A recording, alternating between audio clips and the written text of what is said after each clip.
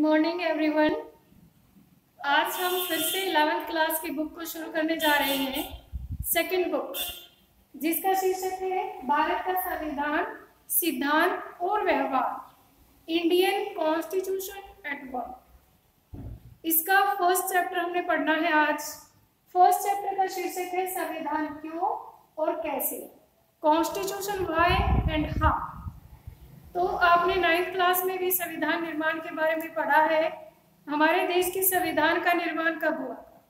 संविधान का निर्माण हुआ था 26 नवंबर 1949 को और ये लागू हुआ था 26 जनवरी 1950 को। हमारे देश का संविधान 26 जनवरी 1950 को लागू हुआ था।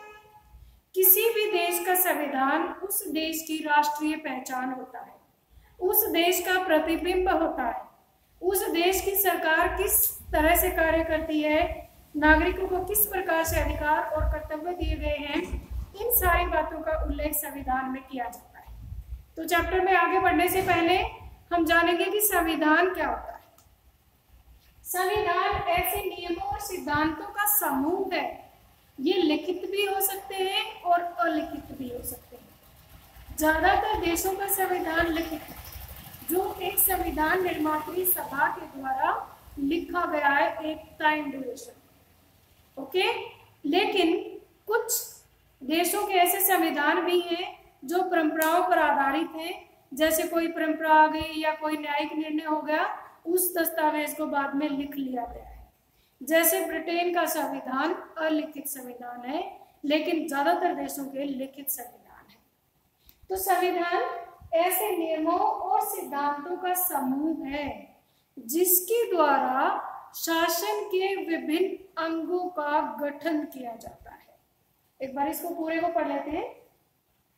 उनको शक्तियां दी जाती हैं, उनके आपसी संबंधों को नियमित किया जाता है और नागरिक तथा राज्य के बीच संबंधों को स्थापित किया जाता है।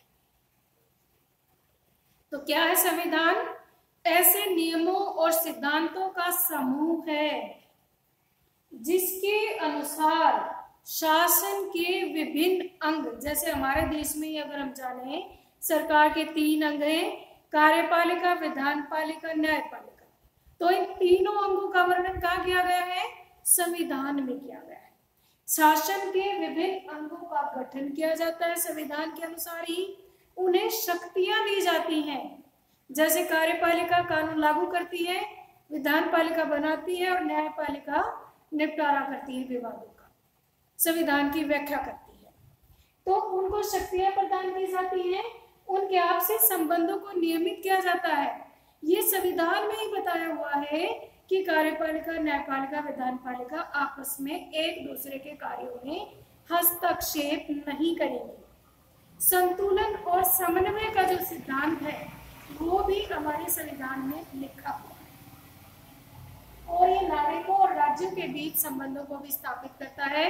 नागरिक का अपने राज्य के प्रति क्या कर्तव्य है और राज्य का अपने नागरिकों के प्रति क्या दायित्व है, इन सारी बातों का उल्लेख संविधान में मिलता है। यानी कि जितनी भी सरकार चल रही है, जो भी नियम, कायदे, कानून है, वो सभी संविधान की देन है। संविधान सर्वोच्च कानून है। अंडरस्टूड? कि एक लिखित नियमों का एक लिखित एक पुस्तक, एक दस्तावेज है जिसमें सारी बातें लिखी हुई हैं कि सरकार कैसे बनेगी, कौन बनाएगा, कितने अधिकार होंगे, कितनी सीमाएं होंगी सरकार के कार्यों के ऊपर, नागरिकों के क्या अधिकार होंगे, उनके अधिकारों पर क्या सीमाएं होंगी, क्या उनके कर्तव्य होंगे और इनके आपस में संबंध कैसे होंगे और इनके जो सरकार के विभिन्न अंग हैं उनके आपस में कैसे संबंध होंगे, सरकार देश का विभिन्न देशों के साथ कैसा संबंध होगा। ये सारी बातें उस दस्तावेज में लिखी होती है, उस पुस्तक में लिखी होती हैं। उस पुस्तक का नाम क्या है? संविधान। हमारे देश का संविधान 2 साल 11 महीने और 18 दिन में बन करके तैयार हुआ था। इसको डिटेल जब हम संविधान निर्माण की बात करेंगे तो इसको और ज्यादा डिटेल में पढ़ेंगे। 2 ईयर 11 मंथ्स एंड 18 डेज इसमें लगे। ओके, तो आगे हम पढ़ते हैं कि संविधान की जरूरत क्यों है, क्यों हमें लगभग 3 साल इसको ऊपर लगाए। क्या जरूरत है संविधान की? तो आइए अब हम इसी पर चर्चा करेंगे इस टॉपिक में आज कि संविधान की हमें जरूरत क्यों है। पहली बात, संविधान बुनियादी नियमों का एक ऐसा समूह उपलब्ध कराता है जिससे समाज के सदस्यों में एक न्यूनतम समन्वय और विश्वास रहता है। जैसे आपने 9th क्लास में दक्षिण अफ्रीका के बारे में पढ़ा होगा। दक्षिण अफ्रीका में नेल्सन मंडेला के नेतृत्व में आंदोलन हुआ, 28 वर्षों तक जेल में रहे और 1994 में दक्षिण अफ्रीका को आजादी मिल गई। कमोबेश ऐसी सी परिस्थिति हमारे देश में भी हुई थी जब 1947 में हमारे देश में आजादी मिली थी। दक्षिण अफ्रीका में बस समस्या ये थी कि वहां पर रंग नस्ल के आधार पर भेदभाव किया जाता था। हमारे यहाँ पर हम अंग्रेजों के उपनिवेश थे, ये फर्क था। तो दक्षिण अफ्रीका में जब आजादी मिली दक्षिण अफ्रीका को, तो उस समय सभी लोगों के मन में संदेह था। गोरे लोग तो इस वजह से डर रहे थे कि उन्होंने बहुत यातनाएं दी, बहुत अत्याचार किए हैं उनके अश्वेत लोगों के ऊपर, तो कहीं वो बदला ना ले ले। और अश्वेत लोग इसलिए डरे हुए थे कि आज तो आजादी हमें मिल गई है कि हो सकता है कि कल के दिन ये फिर से कब्जा कर ले सत्ता के ऊपर। तो कैसे विश्वास बना लोगों में? नियम लिखे गए, संविधान बनाया गया।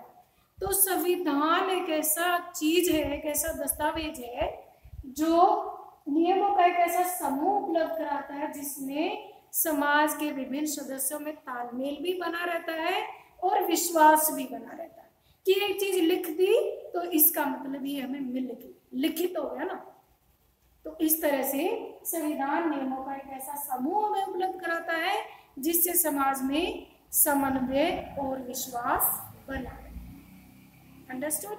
नहीं तो बहुत सारी विविधताएं हैं हमारे समाज में। अगर कोई संविधान लिखित में नहीं होगा तो प्रत्येक व्यक्ति कही गई बात का अपना अलग ही मतलब निकालेगा और कभी भी व्यवस्था सही से नहीं चल पाएगी। ओके, तो सेकेंड पॉइंट हमारा है, संविधान स्पष्ट करता है कि समाज में निर्णय लेने की शक्ति किसके पास होगी। नहीं तो जो या तो आर्थिक आधार पर जो ताकतवर होगा वो सारी शक्तियां ले लेगा, या फिर जो वैसे बलशाली होगा वो सारी शक्तियां ले लेगा। तो इस तरह से संविधान में लिखा जाता है कि निर्णय लेने की शक्ति किसके पास होगी। अगर हम अपने लोकतांत्रिक देश का उदाहरण लें तो हमारे देश में निर्णय लेने की शक्ति किसको दी गई है?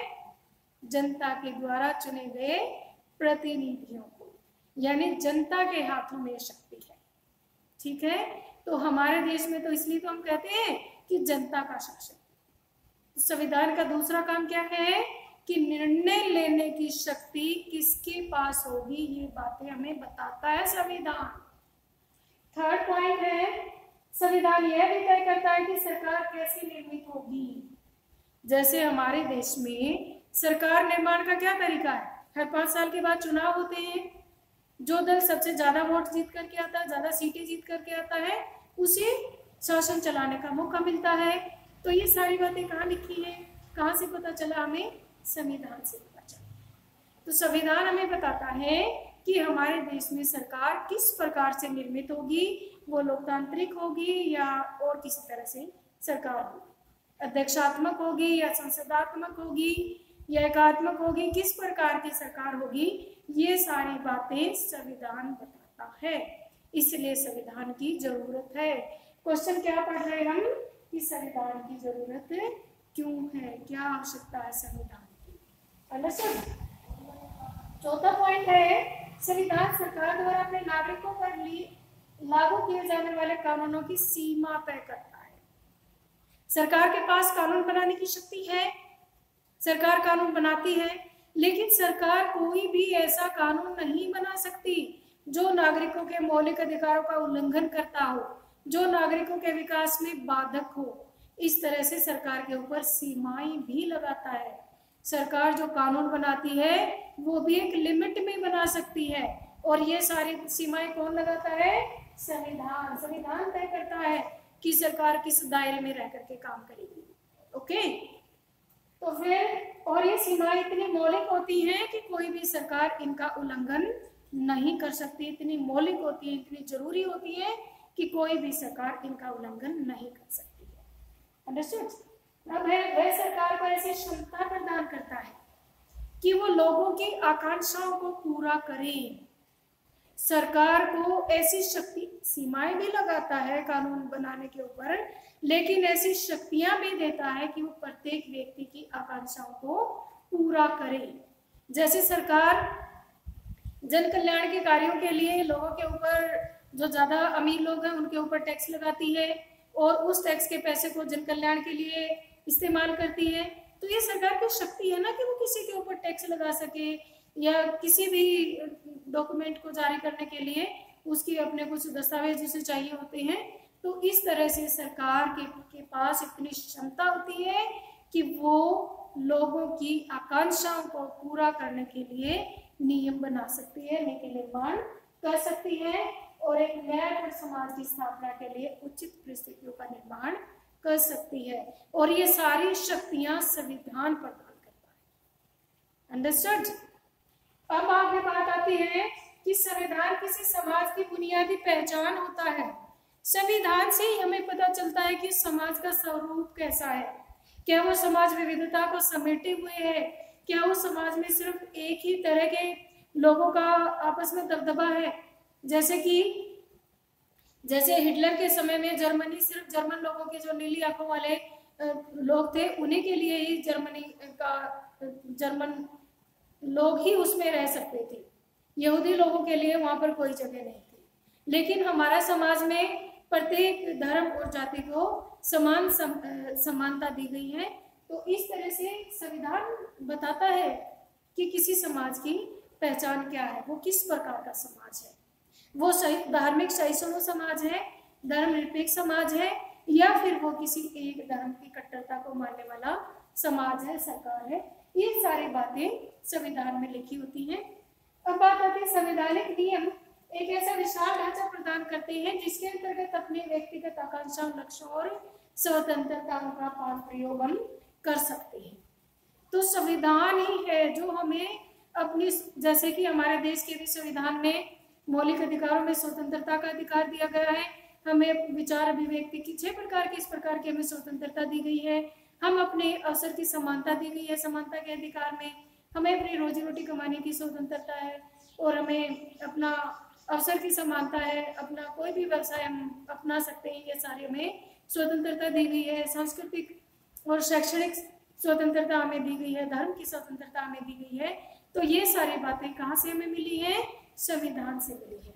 इसलिए संविधान का होना बहुत ज्यादा जरूरी है। संविधान एक बुनियादी नियमों का एक ऐसा दस्तावेज है जो हमें ये सारी बातें, यानी जितनी भी हम स्वतंत्रताएं अपनी अवेल कर रहे हैं, जितने भी हम अपने अधिकार अवेल कर रहे हैं, जो भी हमारे पास फ्रीडम है सरकार को चुनने की, सरकार को हटाने की, जिस प्रकार की भी हमें अपने विदेशी संबंधों को स्थापित करने की हमारी सरकार को जो भी शक्तियां दी गई हैं, वो सारी शक्तियों का जो निर्माता है वो है संविधान।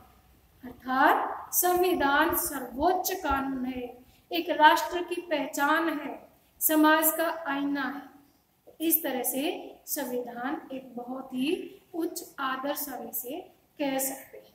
जो हमारे देश का संविधान एक संविधान निर्मात्री सभा के द्वारा बनाया गया था। तो आगे की वीडियो में हम पढ़ेंगे कि संविधान निर्माण कैसे किया गया, किन लोगों ने बनाया, कहाँ से हमारे संविधान में कौन कौन से प्रावधान लिए गए हैं, इसकी चर्चा हम आगे वाले समय में करेंगे। तो यहाँ तक आपने नोट्स बनाने हैं और ये लिखना है। इसकी एक्सप्लेनेशन भी आपको पता होनी चाहिए, बहुत इंपॉर्टेंट टॉपिक है इंडियन पॉलिटिक्स के लिए। Okay, thank you.